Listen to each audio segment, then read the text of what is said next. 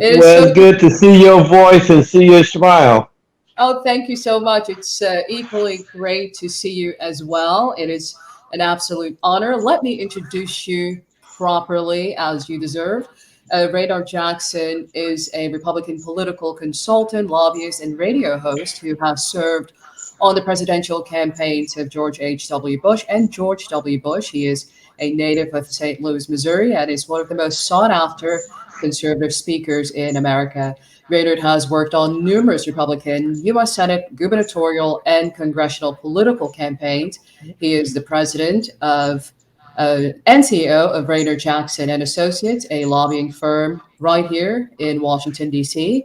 He is a staunch supporter of Donald Trump and has criticized liberal political pundits like Joy Reid and Don Lemon for doing, for not helping Black folks. So, Raynard, welcome to EPA Live. It is an honor to have you. Well, thank you, Your Holiness. I was told I had to call you by your formal title. Oh, that is that is funny. Thank you. I needed that laugh. I certainly appreciate your time. I know that you're a very, very busy person.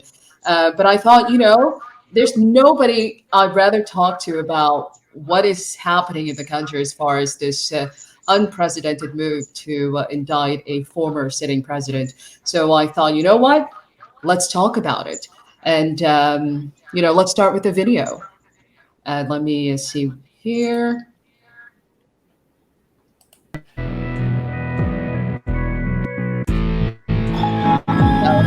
Dr. Lowe.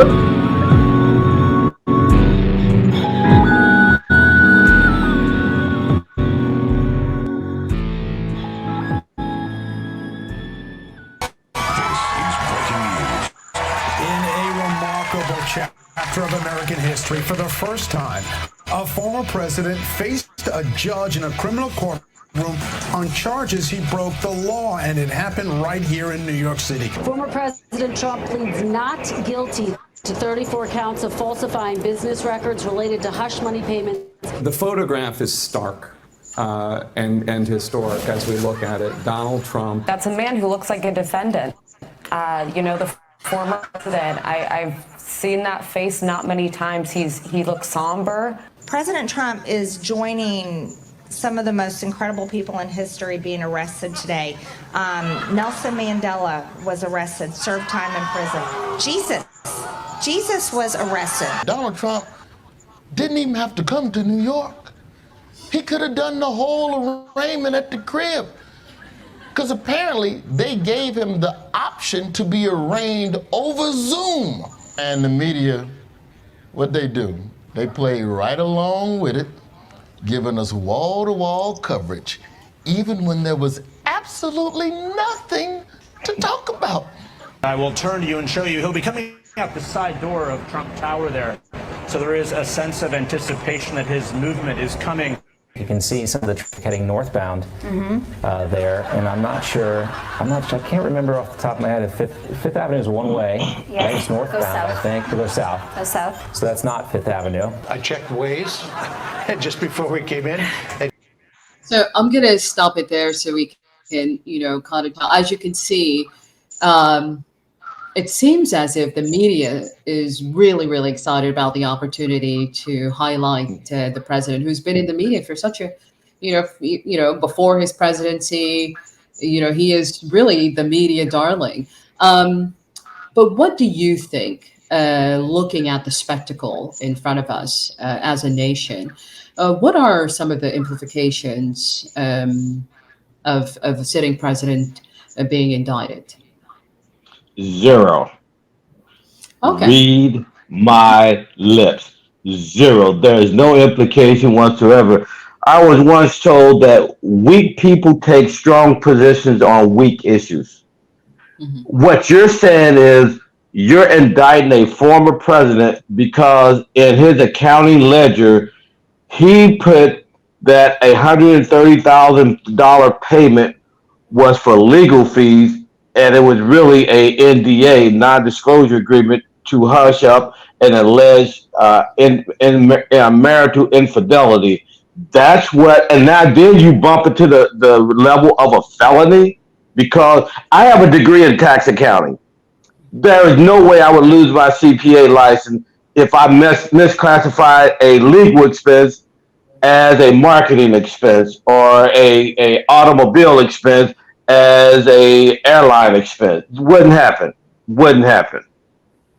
But this is obviously a symbolic, issue as well, because a lot of people say the former president, has gone away with so much, not just during his time as president, but before that, when he was working in real estate, and how he, cheated people in all of his business ventures that he's been sued for. So it's a culmination of complaints that it seems not just many Americans, but a lot of people around the world have against Donald Trump.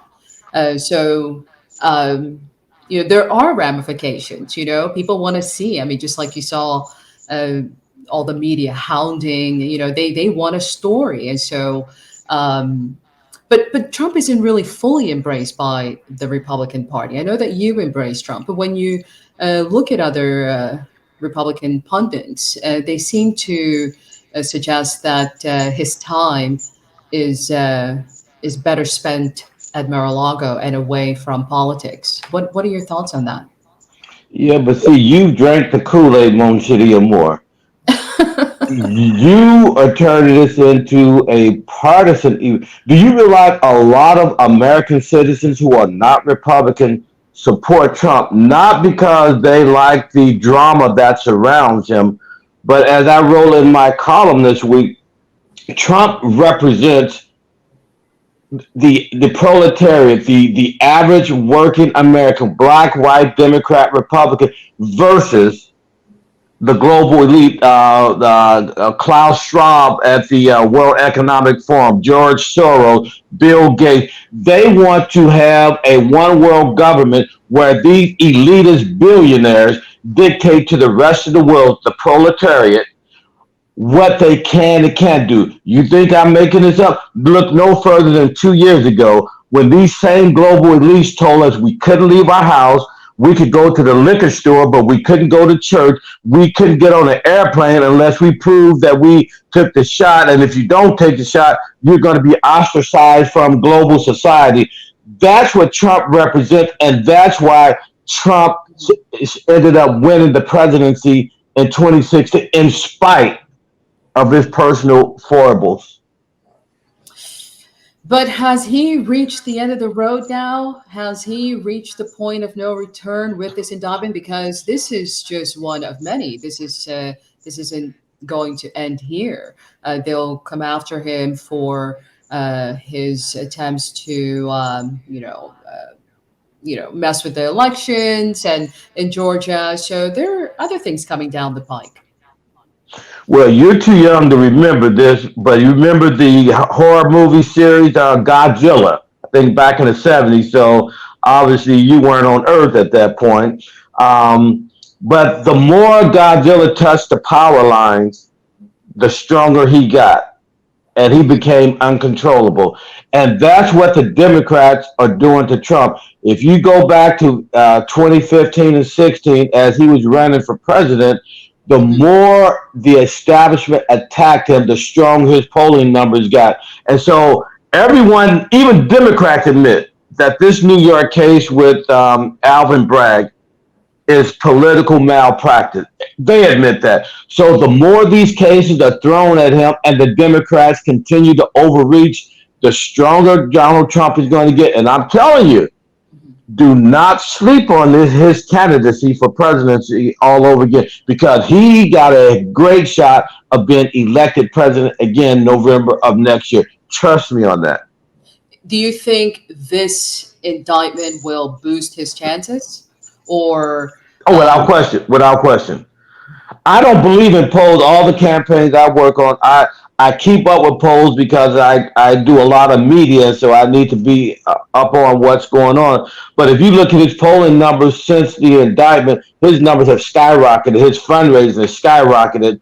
And again, you got a lot, and the key demographic to watch for is how do the independent voters who are going to swing the election next year, and what you see north of 70% of independent voters say these are Trump, no pun intended, trumped up charges against the former president, and they are unfair. And so if you're getting 70% of independents that's at least favorably disposed to you, that's an ominous sign for the Democrats. You know, the former president loves to brag about how he got more black voters to the polls, that he increased that particular demographic from 8% to 17%. Do you think that he'll have a repeat of that? I mean, he did increase, black voter turnout, but do you think he'll make a similar impact? And do you think what's happening to him now will somehow resonate with Black, Indigenous people of color, like the whole Well, persecution angle? if he does nothing and just be who we know Trump to be, he will get probably closer to maybe 15 to 20% of the black vote. And mathematically, if a Republican running for president ever breaks into the 20, mathematically it's an impossibility for Democrats to win, number one. So if Trump and the Republican National Committee, who is totally incompetent, if they were to do what I've advocated for decades, the Republican Party and Donald Trump, they have a brand problem, as we say in PR. Mm-hmm. And if they could rehabilitate the brand and actually go into the black community and talk about, number one, first and foremost, entrepreneurship among black entrepreneurs. That's the most salient issue in the black community. Number two, school choice and vouchers. Number three, what I call values, big picture. Blacks are not for all this radical homosexuality that these crazy liberals in the White House is pushing. This whole notion of transsexual students, and you want a person with a penis to go into my niece's bathroom at 5 years old? Ain't happening. Black folks are livid about that. And if the Republican Party quit being so daggone stupid and stop doing things like they did Thursday night in Tennessee, when you got three people up for expulsion, all of them did the same thing at the same time. We have the video footage. The two blacks get expelled and the one white person gets exonerated. And I'm writing a column about that to come out Monday or so. It is straight up racist, and it's a horrible look for the Republican Party. So if they deal with those issues and stay on point on policy, there is no way Democrats win next year.